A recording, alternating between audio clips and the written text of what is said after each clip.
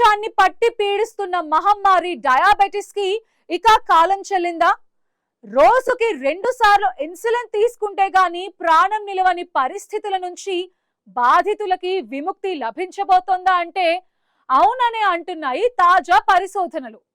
China శాస్త్రవేత్తలు చేపట్టిన ఒక వినూత్న ప్రయోగం ఇప్పుడు ప్రపంచ వైద్య రంగాన్ని ఆశ్చర్యపరిచింది. స్టెమ్ సెల్ థెరపీ ద్వారా టైప్ 2 డయాబెటిస్ ని పూర్తిగా నయం చేయవచ్చని వారు నిరూపించారు.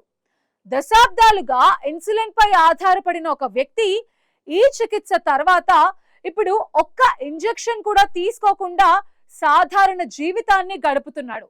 ఇది వైద్య చరిత్రలో ఒక గేమ్ చేంజర్ అని నిపుణులు అభివర్ణిస్తున్నారు.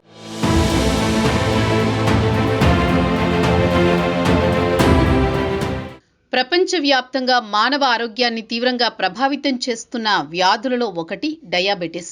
ఒకప్పుడు ఈ వ్యాధి ప్రధానంగా పెద్దవారిలో మాత్రమే కనిపించేది. కానీ ఇప్పుడు పరిస్థితులు పూర్తిగా మారిపోయాయి.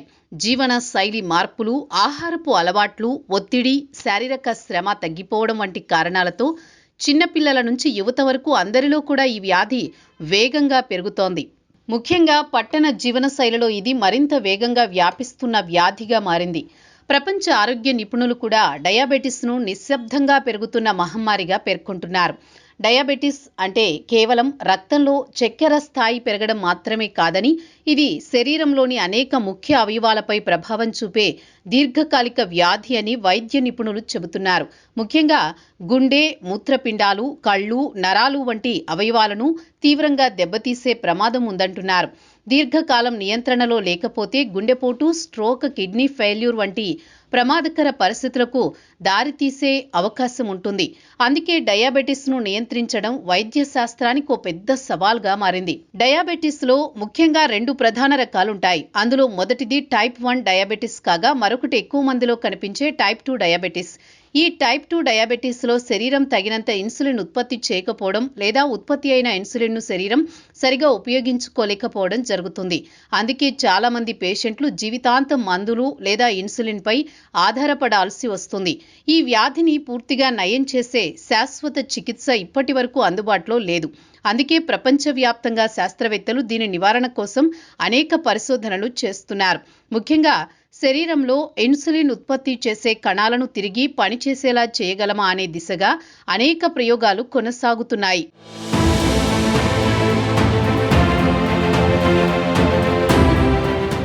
ఈ నేపథ్యంలోనే తాజాగా ఒక ఆశాజనకమైన పరిశోధన వెలుగులోకి వచ్చింది. చైనాకు చెందిన శాస్త్రవేత్తలు స్టెమ్ సెల్ థెరపీ ద్వారా టైప్ 2 డయాబెటిస్ను కూడా నియంత్రించగలమని నిరూపించారు. మన శరీరంలో ఉన్న ప్రత్యేక కణాలైన ఈ స్టెమ్ సెల్స్ అవసరానికి అనుగుణంగా వివిధ రకాల కణాలుగా మారగల సామర్థ్యం కలిగి ఉంటాయి. వైద్య పరిశోధనలో ఈ స్టెమ్ సెల్స్కు చాలా ప్రాధాన్యం ఉంది. ఇవి దెబ్బతిన్న కణాలను తిరిగి పునరుద్ధరించే సామర్థ్యం కలిగి ఉంటాయని శాస్త్రవేత్తలు భావిస్తున్నారు.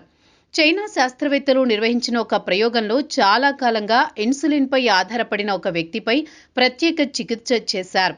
ఈ చికిత్సలో ల్యాబ్లో ప్రత్యేకంగా రూపొందించిన ప్యాంక్రియాటిక్ కణాలను అతని శరీరంలోకి మార్పిడి చేశారు.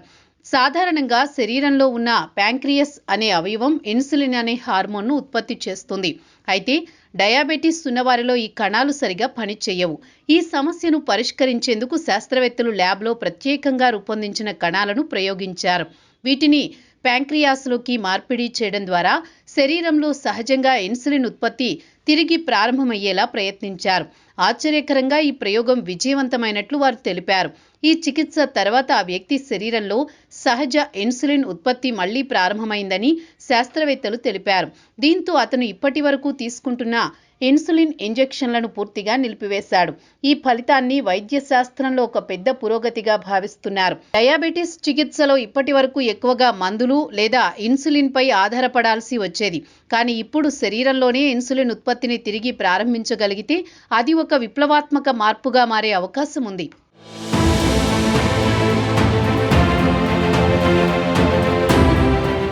అయితే ఈ ప్రయోగం ఇంకా ప్రారంభ దశలోనే ఉందని శాస్త్రవేత్తలు స్పష్టం చేస్తున్నారు. 1 లేదా 2 కేసుల్లో విజయవంతమైన ఫలితాలు వచ్చినంత మాత్రాన అది ప్రపంచవ్యాప్తంగా ఉన్న లక్షలాది మంది పేషెంట్లకు పనిచేస్తుందని చెప్పడం కష్టమంటున్నారు. అందుకే దీనిపై మరింత విస్తృత స్థాయిలో పరిశోధనలు అవసరమని నిపుణులు చెబుతున్నారు. ప్రస్తుతం ఈ చికిత్సపై పెద్ద ఎత్తున క్లినికల్ ట్రయల్స్ నిర్వహించే దిశగా ప్రయత్నాలు జరుగుతున్నాయి. ఈ పరీక్షల్లో ఎక్కువ మంది పేషెంట్లపై చికిత్స చేసి ఫలితాలను పరిశీలిస్తారు. ఆ తర్వాతే ఈ చికిత్సను సాధారణ వైద్య విధానంగా ఉపయోగించే అవకాశం ఉంటుంది. ప్రపంచ ఆరోగ్య నిపుణులు కూడా ఈ అంశంపై జాగ్రత్తగా ముందుకు వెళ్లాలని సూచిస్తున్నారు. ప్రారంభ దశలో వచ్చిన ఫలితాలు ఆశాజనకంగా ఉన్నప్పటికీ దీర్ఘకాలికంగా ఈ చికిత్స ఎంతవరకు పనిచేస్తుంది అనే విషయం ఇంకా స్పష్టంగా తెలియాల్సి ఉందని చెబుతున్నారు. ముఖ్యంగా ఈ చికిత్స వల్ల దుష్ప్రభావాలు వస్తాయా లేదా అన్న విషయాన్ని కూడా పూర్తిగా పరిశీలించాల్సి ఉంటుంది. అయినా కూడా ఈ పరిశోధన ప్రపంచవ్యాప్తంగా డయాబెటిస్తో బాధపడుతున్న కోట్లాది మందికి ఒక కొత్త ఆశను కలిగిస్తోంది. భవిష్యత్తులో ఈ విధానం పూర్తిగా విజయవంతమైతే డయాబెటిస్ చికిత్సలో ఒక పెద్ద మార్పు రావచ్చు. రోజు మందులు తీసుకోవడం, ఇన్సులిన్ ఇంజెక్షన్లు వేసుకోవడం వంటి సమస్యల నుంచి చాలా మంది విముక్తి పొందే అవకాశం ఉంటుంది.